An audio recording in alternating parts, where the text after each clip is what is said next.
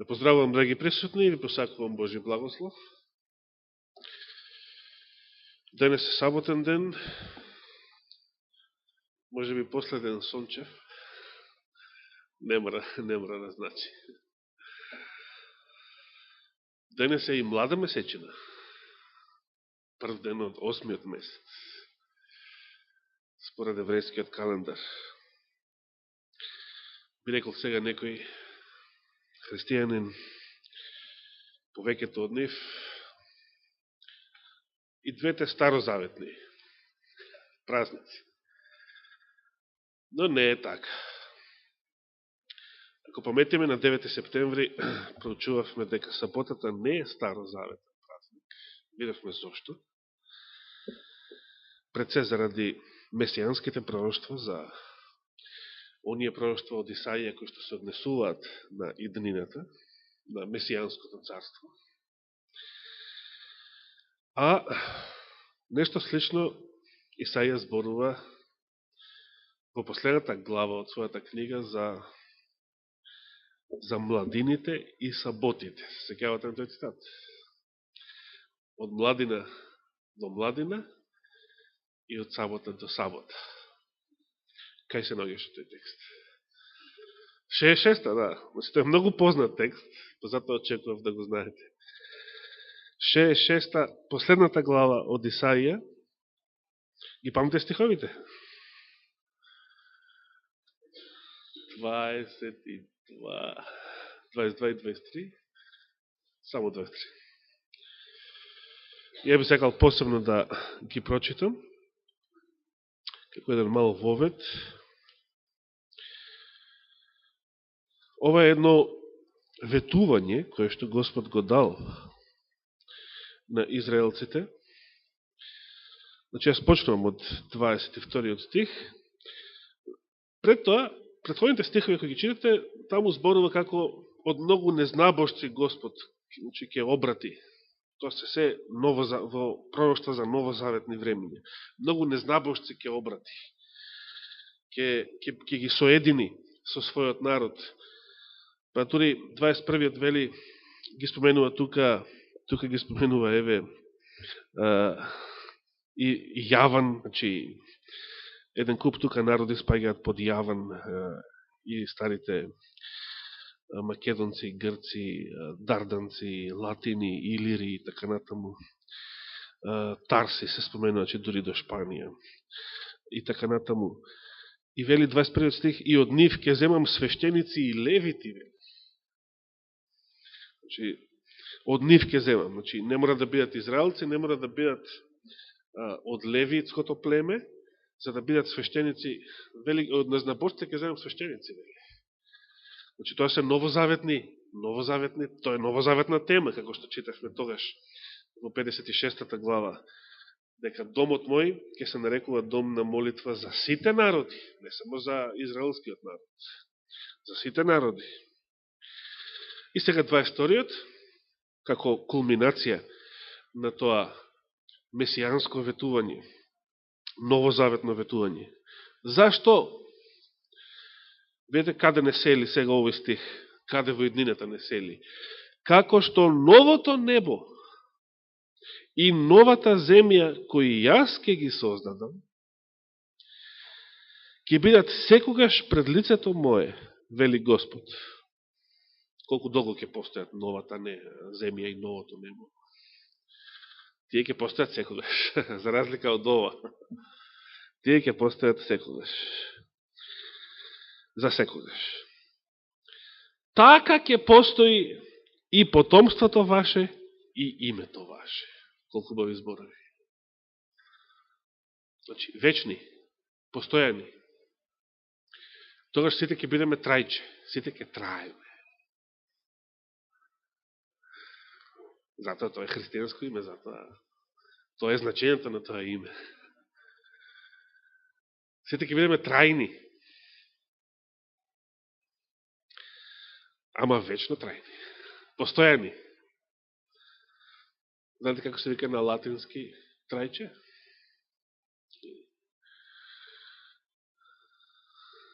Може ќе ве однесе паметот на Трајан. Но не. Али го знаете зборот? Што е тоа константа? Што е тоа константа? Константа што значи? Значи на латински трајче, трајан, константус. А трајче, Константинус. И сега знаете што значи името на царот Константин. Па од тоа настанало Костадин, па од тоа настанало Коста и така натаму до ден денес. И името ваше и потомството ваше. И тогаш вели, што? Месец на месец, меѓутоа сега ова месец на месец не е многу прецизно. Нова месечина до нова месечина, така, или како што велеше таму Даничич, од младина до младина. Значи, точно кога? Од младина до младина, од првиот ден на месецот, од младата месечина, како што е денес, и од сабота во сабота ќе доаѓа секое тело пред лицето мое на поклонение, вели Господ. Колку убави зборови. Значи, каде ќе постои сабота? Новото небо и новата земја. Ќе постои и младина таму. Нели? Се сеќавате, зошто би постојала младина? Зошто би доаѓале пред Господа првиот ден од секој месец? Па дали таму пишува нема потреба градот ни од сонце, ни од месечина и така натаму. Дрвото точно. Што ни кажува Откровението? Каде? Значи, читавме Исаија последна глава и последната книга од Библијата, последна глава.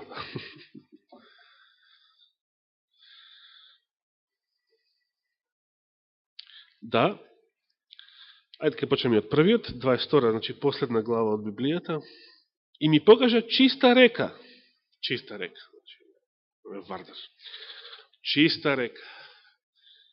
Со вода на животот. Интересно. Кај живата сме река ние, пееме таму во 4-та песна, нели?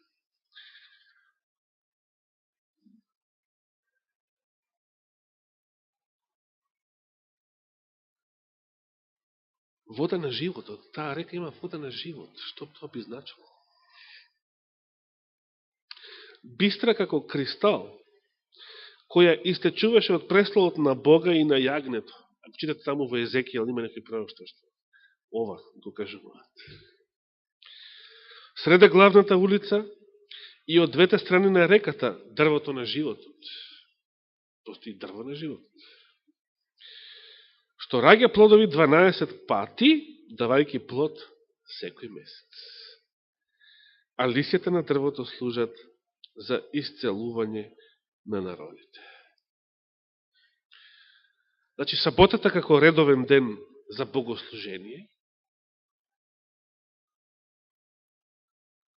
ама некако сега, кога не го гледаме, кога имаме работа само со третото лице, со Светиот Дух, често пати и него го немаме.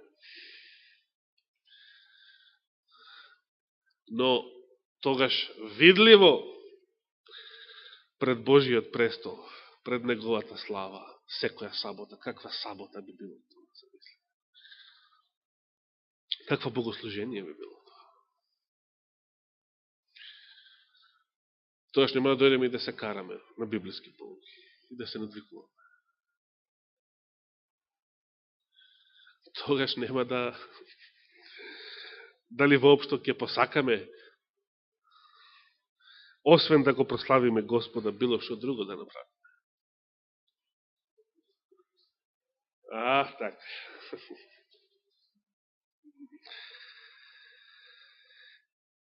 А зашто секој месец? Значи секоја младина, според Исаија, Откровението ни дава одговор. Замислите, секој месец ќе имате таква причест Директно, значи, дрвото на животот. Она што нападнатиот Адам веќе му беше забранено. Колку убаво. Сакав со овие убави мисли да ја почнем проповета, бидејќи оно што следи и во контекст на проучувањето на библиската pouка не е многу убаво, но, како што рече брат Зоран, е исполнување на пророштвата за времето во кое што живееме.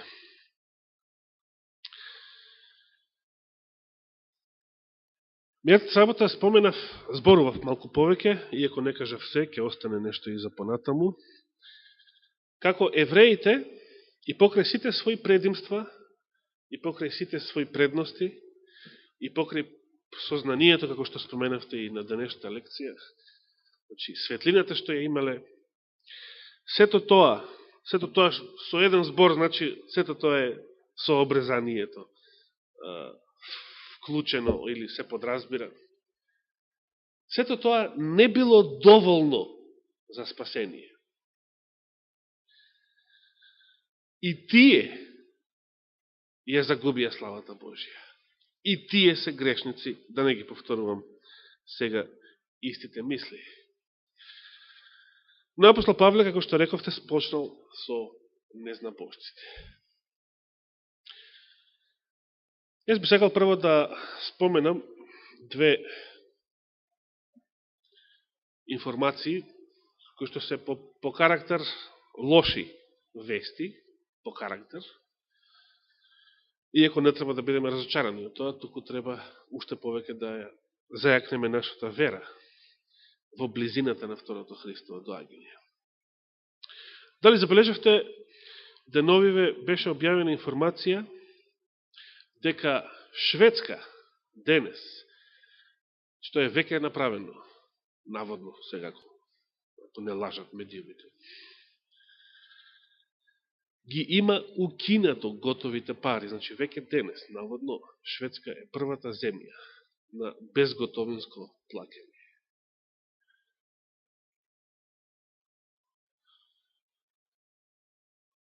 Замислите, сега таму нема пари.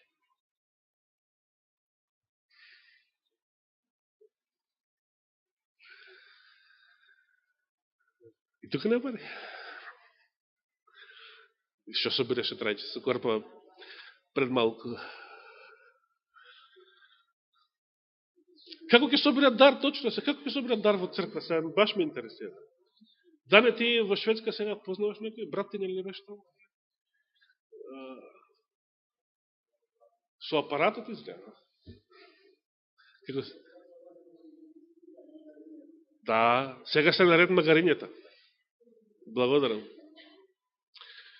Дали знаете деновиве каква одлука донел грчкиот парламент под водство на нивните социјал-демократи, кои што се на власт сега веќе 2 години? Всушност на власт е европскиот диктат, европскиот джандар, бидејќи таа Грција е држава која што денес нема никаква сувереност. Таа е целата должна и управувана од доверителите, значи од надворешни фактори. Локалните министри се само извршители на тие диктати на така наречената тројка. Тој збор се употребува и во грчкиот печат одамна, значи тројка. Под нив се подразбира Европската комисија, Европската банка и Меѓународниот монетарен фонд. Значи тие се владата на Грција, а тоа што се нарекува влада, тоа се само извршители. Како што денес е случај со наша влада. Па се разбира да имате министер кој што не знае што е бруто, што е нето, значи кој треба да управува, значи некој друг управува. Каков закон донел грчкиот парламент, дали знаете? Замислите каков закон. Закон според кој од сега натаму секој граѓанин ќе може со своја изјава пред суд или пред некои надлежни органи да си го смени полот. Не мора да прави операција нешто физички. Не, едноставно Едноставно ќе отидеш и ќе побараш на личната карта, значи ќе изјава со печат, со подпис, нотарли, не знам како. Ќе побараш да ти се смени, значи, веројатно тоа ќе иде со смена на име, ако сакаш, значи од машко во женско име или обратно. И ќе побараш да ти се смени полот на легалните документи. Ете таков закон донесе соседна, геоа православна, всушност паганска и денес како и во античкото минето. Грција. Катастрофа.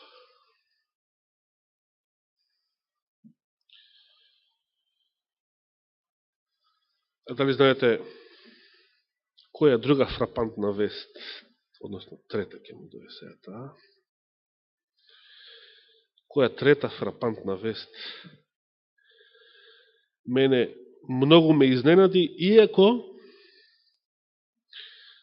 пред неколку месеци, без да знам, ја предпоставував. Не ја предвидов, но ја предпоставував, се прашував, дали е можно светот да направи ваква глупост, и си ја отврлив таа предпоставка. Си реков, сепак не е можно, сепак атеистите не се дотолку глупави. Така си реков и затоа си ја отврлив таа предпоставка. И минатиот месец, тоа беше седмицата точно пред Светата вечера, или пред првата Мирчева проповед, бев мощно изненаден кога тоа што си го предпоставував и што не верував дека е можно да се случи, сепак се случи. Шо е тоа? Како? Значи, светот ме демантираше, атеизмот докажа дека е по-глупав од колку што јас мислам. Јас не верував дека си предпоставив дали е можно да се случи вакво нешто во времето во кое што живееме, си предпоставив, но си реков неке да е можно, валјда не се да толку глупави денешните луѓе, кои што се фалат со напредок, со наука, со образование и така натаму. Што се случило? Сте чули ли за Антони Левандовски?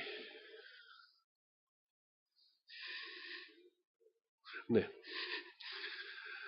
Сте чули ли за поимот трансхуманизам? Тоа се чуле, верувам. Еве, да прочитам само како гласи веста. Еден од водечките елитни научници и мултимилионери на Силиконската долина, знаете што значи тоа, Антони Левандовски, започнал, значи пазите, научник, инженер, софтверски, било како год да го наречеме, започнал нова религија. Значи во светот е започната нова религија од страна на водечките умови, така да речем, на денешното информатичко општество. И таа нова религија, кој ќе биде обожуван во таа нова религија, што мислите? Некој што е поглупав и од најглупавиот човек на земјата. Ќе биде божеството на таа нова религија. Религија која што е заснована на концептот на обожување на вештачката интелигенција како Бог. Борчеве да се насмута.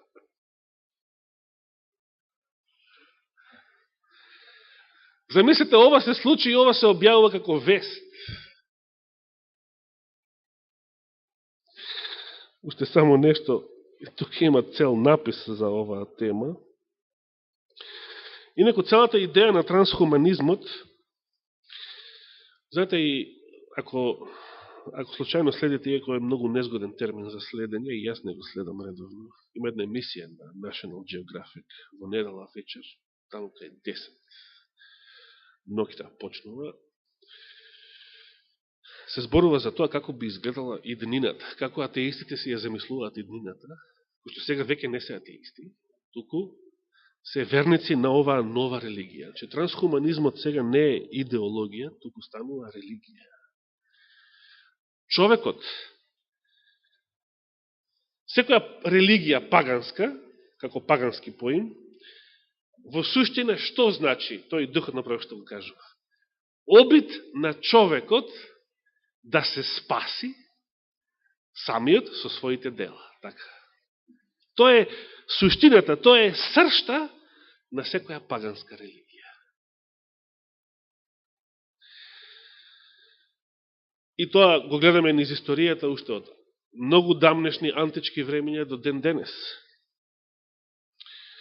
Во 1999 година започнува трансхуманизмот како концепт, како идеја, што се обработува и во оваа серија што иде документарна во National Geographic, каде што луѓето си замислуваат сега дека со помош на вештачката интелигенција ќе ја победат смртта, болестите, старењето, дека во иднина нема да постојат луѓе, како ние сега, туку ќе постојат нешто како комбинација на луѓе и машини.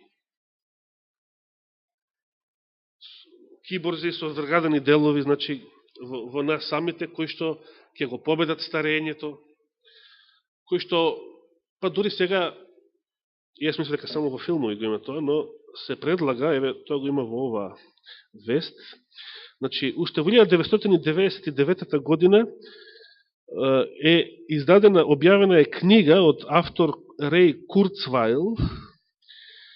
Насловот на книгата е Епохата на духовните машини. Видите израз духовни се употребува.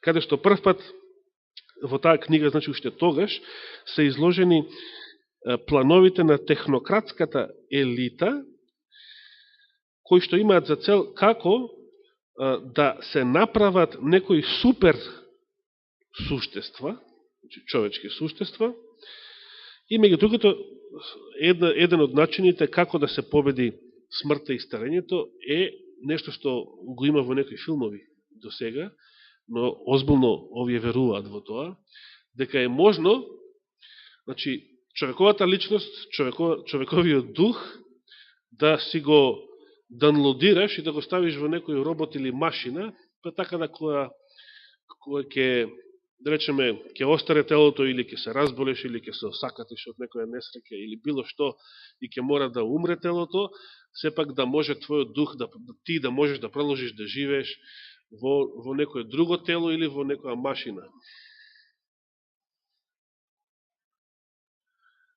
И сега ова, да го кажував ова, може да би минатиот век, ќе изгледаше како филмови. Зборувам нешто од филмската индустрија, од забавната индустрија. Не, ова сега го зборувам затоа што ова озбилно се пропагира. Ова сега озбилно се објавува како стратегија, како вера. Што е полесно, да верувате во Бога или да верувате во ова? Колку глуп станува денешниот цивилизиран човек. Не само што не е заостаната, туку Библијата е далеку пред денешниот свет. И како што порано реков, денес библиските пророќства се многу поактуелни од времето кога јас прв пат поверував. Кога јас прв пат ги читав. Пример, Христовите пророќства во Матеј 24 глава. Би сакал уште еднаш да ги прочитам Павловите зборови од Римјаните првата глава.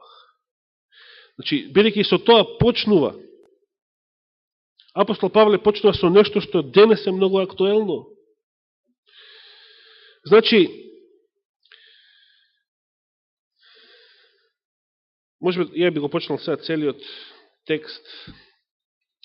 Значи, беа прочитани во поуката 16 и 17, потоа се премине на 21-2, но сега би почнал до 18, зашто гневот Божи, вели, гневот Божи, се открива од небото против секоја безбожност Со еден збор, како би го опишале 21. век. Безбожност. Времето во кое што живееме. Секоја безбожност и неправда на луѓето кои на вистина ја спречуваат со неправда. Не сум сигурен овој превод, дали точно. Ја спречуваат вистината, веројатно. Да. Па така, она кое може да се знае за Бога, ним им е откриено, бидејќи тоа Бог им го открил. Се што знаеме за Бога, Бог го открил. Оно што Бог не го открил, не ни можеме да го знаеме. Например, каква е суштината или природата на Светиот Дух, на Божеството. Тоа не можеме да знаеме. Но оно што може да се знае за Бога, тоа Бог го открил, инаку не би го знаеле. И на вистина 20 стих вели: она што е во него невидливо, односно вечната негова сила и божественост, согледливи се уште од создавањето на светот, гледано според неговите дела, па така тие немаат изговор. Значи, ако ние сме личности, ако ние имаме дух, како што вели Библијата, и не само ние, животот има. Ако ние имаме интелигенција, ако ние имаме код, генетскиот код, кој е по-комплициран и по-сложен од било кој човечки софтвер, и ако имаме интелигенција попаметна од Google, тогаш нели сме и ние дело на некој инженер? Како може случајно да настанала природната интелигенција, која е попаметна од вештачката, кога за вештачката е потребно некој да седнал и да ја создал.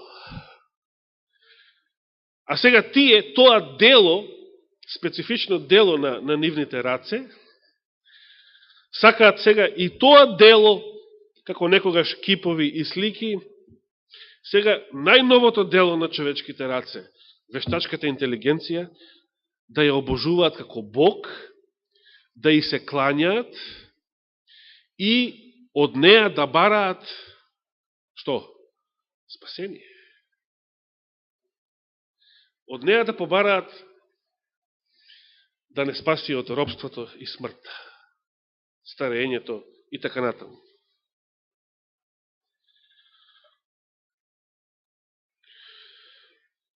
Дваесет и првиот стих. Зашто кога го познаа Бога, тие не го прославија како Бог, ниту пак му благодарија, туку се заблудија во своите помисли и нивното неразумно срце им се помрачи. Тврдејќи дека се мудри, тие обезумија. Овој 22 стих, значи, денес се исполнува со многу поголема сила од било кога порано. Тврдејќи дека се мудри, колку глуп треба да бидеш, да помислиш дека делото на твоите раце, во случајов и најинтелигентниот софтвер, ја навистина на некои шаховски софтвери им се восхитувам. Значи, феномен. Меѓутоа, да помислиш дека нешто што е дело на човечките раце и нешто што е сепак пониска интелигенција од твојата, дека тоа може да ти биде Бог, дека тоа треба да ти биде Бог и дека од тоа ќе бараш спасение и ќе очекуваш спасение. Како некои поранешни богаташи кои што платиле тешки пари да им се чуваат телата смрзнати таму некаде, веројатно уште им се чуваат. Додека не дојде време науката да открие начин како да ги воскресне. Значи, човечкото знаење, човечката моќ. Библијата ни вели дека единствено решение е Христос. И за евреи, и за грци. Грци под наводници. И за црни и за бели, за жолти, образовани, необразовани. Единствено решение, единствен мост, единствена врата, единствен пат, вистина и живот е Христос. Дрвото на животот. Единствена солуција за победа над старењето, над болеста, над смртта. Христос тоа го докажал. Христос воскреснал од мртвите. И први евреите се погрижија да ја спречат таа вистина, како што прочитав тука. И на евреите, и на римјаните им одговараше да не се шири таа вистина, иако многу илјадници евреи и илјадници незнабожци потоа ја прифатија. Христос воскреснал од мртвите. Најрадосната вест, најславниот настан во историјата на оваа планета, денес се уште не го веруваат. Повеќето луѓе не веруваат. Но затоа, правејќи се мудри, демек попаметни од Господ и попаметни од Библијата, тие избезумија. До толку се покажа нивната глупост, што побара да го спасение во делата на своите раце и славата на непропадливиот Бог, вели, значи се друго е пропадливо. Нашите тела, значи биолошките организми и машините се пропадливи. Знаеме. Ја заменија со лик на смртен човек, на птици, на четириножни животни и на лазачи. Уште да додадеше машини, апостол Павле. Но во негово време немаше потреба од роботи, затоа што живите луѓе беа робови. Имале живи луѓе кои што им служеле на слободниве како робови.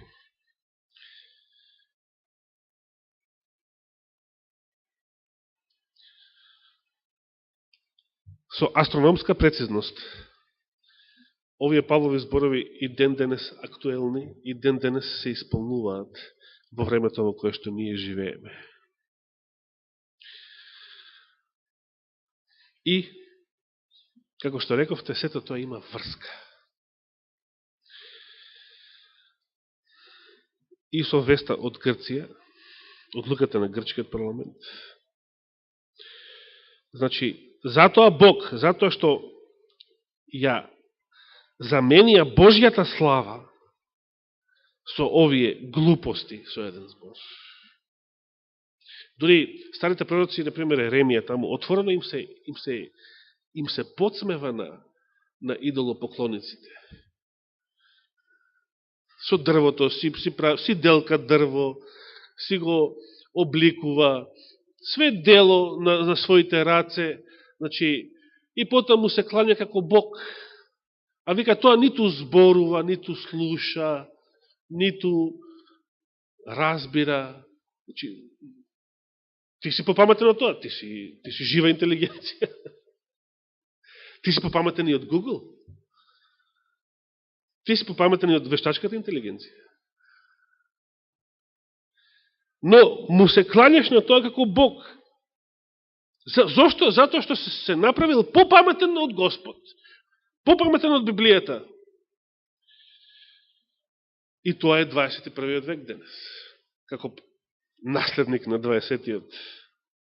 Затоа, значи, заради оваа глупост, Бог ги предаде на срамни страсти и сега следи целата содомија, да не ја повторувам, која што денес се наметнува, гледаме и со сила се наметнува. Сета оваа изопаченост, со која што завршува 27 стих. И 28 вели, и бидејќи не се обидува да го задржат Бога во разумот свој. Значи, луѓето не сакаат во нивниот разум да постои Бог.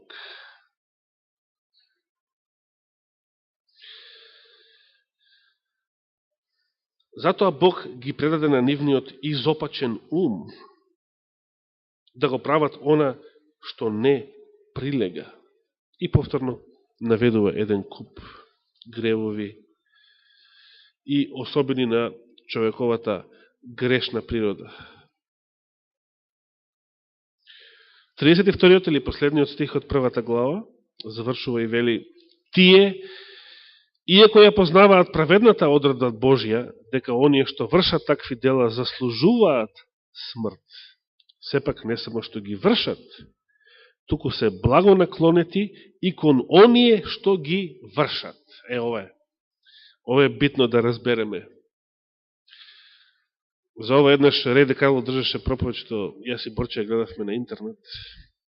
Значи, проблемот во Содом и Гомор, веројатно и во Содом не биле сите хомосексуалци, како што и денес не се, но тие што не се, го одобруваат и го прифаќаат како некоја нормална работа. И сакаат тоа да биде прифатено како нормална работа во општеството. Како природен, нормален избор на луѓето. Тоа е тоа. Значи, во зброите од 32 стих е опишан отпадот на христијанскиот свет, сега веќе и на, бидејќи во православието во Грција е државна религија. Значи, соединета со државата. Сега можете на секој православен да му го плескате ова, што грчкиот парламент го донел како одлука, бидејќи таму православието е државна религија. Црквата е соединета со државата. Мисли ли грчката црква да се разведе од државата и да му се врати на Христа, бидејќи секој однос со земските власти, Библијата го нарекува прељуба? Мисли ли грчката црква сега да се разведе, таа самата да се разведе, не другите, не кубуњарите тоа да го бараат. Таа самата да се разведе од онаа држава која што донела ваков идиотски, несрамен, идиотски, значи плюс интелигенцијата, значи ја бутка, овој закон на луѓето ја бутка на нула. Сакаш по свободен избор дали ќе бидеш машко или женско, и ако побараш, властите во полиција, например, ќе ти ја сменат личната карта, ќе бидеш, ако си била женско, ќе станеш машко и обратно. Каков идиотски закон. Ама кога си должник, тогаш си што? Тогаш си роб. И кога си роб,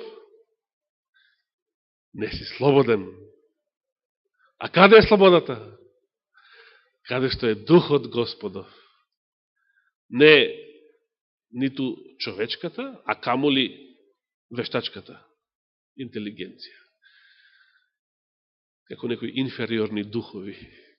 Каде што е Духот Господов, таму е слободата.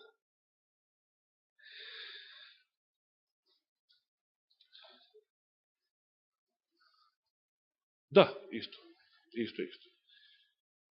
И сега, трите овие вести се поврзани.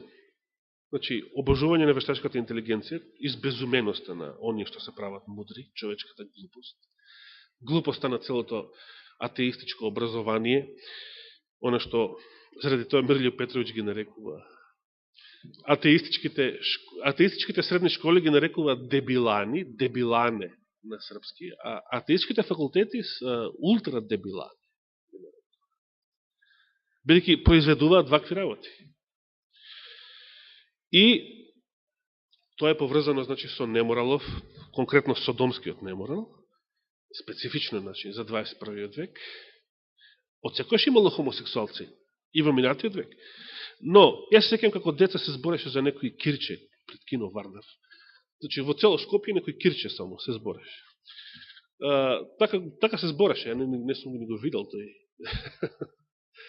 И од секојаш имало, но денес не е тоа што имало од секојаш. Денес е новото што светот тоа го сака да го прифати, да го наметне како нормално. Тоа тогаш го исмевавме. Да, а сега се смета, се прифаќа и се наметнува како нормално. И конечно тоа има врска со укинувањето на готовината со воведување на безготовинско плакање и трансакции. Зошто има врска?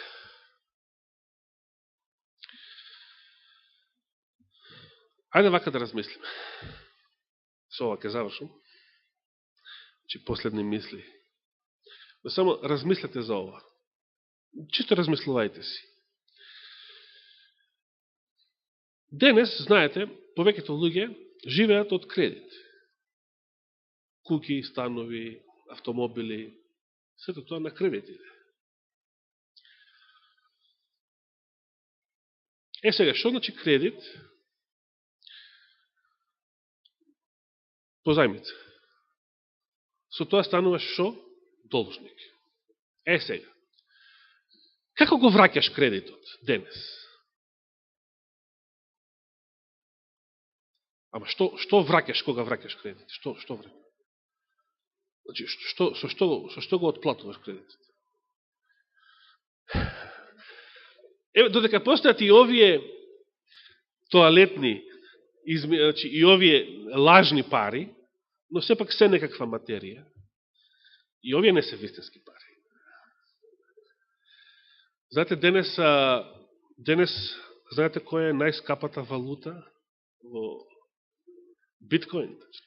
Биткоин во летоска, јуни-јули, еден биткоин имаше вредност $2.500. Еден биткоин. Сега има над 4.000 за само 2-3 месеци. А тоа е, што е тоа? Електронска валута, тоа е нешто што не постои. Воздух, што ќе постои. Како и да е. Да се вратиме на претходната тема, претходното прашање.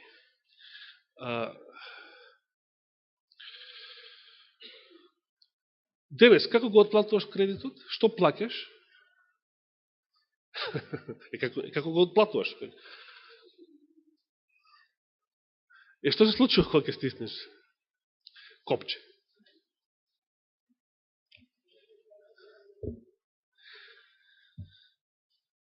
Значи, добро, со сето ова сведочите дека и денешните пари не се пари. Значи, тука се знае дека денес одамна не живееме во времето на парите, меѓутоа тоа отворено не се кажува така. Но, почнувајќи со држави како Шведска, сега таа вистина сака да се направи што е, па и со биткоинот, да се направи што е можно по-прифатлива, дека всушност не постојат пари. Но кога не постојат пари, ако должиш, како ќе ги вратиш долгот? Како ќе вратиш долгот? Знаете, во најстари времења, откако постои приватната собственост, ќе бидеш роб. Значи, робството настанало, сите економисти и историчари велат дека робството настанало. Првата форма на робството во историјата е која? Не е еден народ освоил друг воени заробеници, па ги претворил во робови. Не, тоа после. Но, должничкото робство. Првата форма е должничкото робство. Значи, немаш што да го платиш долгот, немаш, значи, жито, злато, било што друго, волна, овци, говеда, немаш, значи, твојот имот е не само нула, туку имаш и долг, минус, како ќе го платиш? Ќе станеш роб. Еве како 21. век се враќа на првиот. Иако постои и денес робство, трговина со луѓе и така натаму. Сепак, денес, значи, денешното општество и цивилизација ги подготвува сите луѓе за жигот на ѕверот, сака да го наметне на сите, и ќе го наметне на сите, освен на 144.000. На тој начин, што сите луѓе сега да ги претвори во робови. Значи, кога ќе нема пари, иако и денес нема, но, еве кога официјално ќе нема никакви пари, со што ќе го вратиш долгот? Ќе станеш роб. Бидејќи самата зависност од кредитни картички, самата зависност од електронските сметки, кои што во секој момент некој може да ги избрише од озгора. И да ти снема, не е тоа нешто што го имаш ни под перница, ни во джеп, ни 2 метра под земја во некој сандак. Со ништо. Значи нема пари. И ако ти зависиш од тоа, ти си веќе роб. Затоа, денес, значи, живееме во времето, кога е технолошки можно да биде наметнат жигот на зверот, така како што Откровението го опишува. Жигот на зверот е нешто духовно, како што е и Божиот печат, меѓутоа, како ќе биде наметнат технолошки, прво треба да се обезбедат услови, повеќето луѓе во светот да станат робови, да станат зависници, значи, од безготовинското плаќање. Да мораш, значи, да целиот твој имот да биде преведен во ништо. Значи, како на времето Рузвелт, со така наречениот New Deal, го собра целото злато на американските граѓани. Кој што имаше дома злато, мораше да го предаде на државата. И за возврат да добие тоалетни пари, се разбира, или фиктивни вирмански сметки во банка. Значи, замена на вистинското богатство со лажно. А денес па ни тие тоалетни пари, значи ништо. Целиот ваш имот да го претворите во ништо. Кој што само ќе го признава, значи, вештачката интелигенција. И вештачката интелигенција ќе управува со вашите сметки и со вашите трансакции. Тоа сега нема да биде хартии, тоа ќе биде што? Ништо. Ништожна вредност. Измислена вредност. Абстрактна вредност. Имагинарна, убав збор, имагинарна вредност. Ајде, софтверска вредност.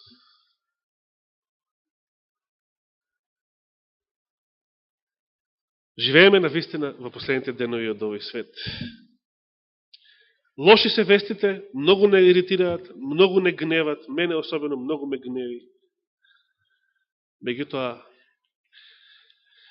тука сме и ние на испит ставени. Како ќе реагираме на сето тоа? Дали и ние ќе дозволиме да бидеме однесени со тоа? Денес еве да кажем, контроверзниот американски новинар Алекс Джонс пред неколку седмици на негова емисија слушнав, среда емисија, знаете што кажа? Вака рече, денес, малко ќе го парафразирам, не сеќавам точно зборите, денес ако немате ваш имот, земја, кај што ќе одгледувате и ќе произведувате ваши производи, вие сте будали. Така рече. Се извинам, вие сте будали. Ако размислим малку подобро, во право е. Но обрачот се стега и таму, нели? Европска унија има закони, каде што нашите будали се спотепале да влезат во тој гестапо, наречен Европска унија. Има закони каде што, еве во Хрватска, нели, уште одамте се сведочеше, каде што не смееш во твојата бавча, во твојата градина, не смееш да посадиш. Не смееш да посадиш што ти сакаш. Они ке ти продадат семе генетски модифицирано или било какво, за садење. Значи, ова што до сега било семиња, природно, со векови, тоа ќе биде нешто како шврцувана стока, нешто како незаконско, нелегално и така натаму. Господ нека ни е напомаш. Нека му е фала и слава. Амин.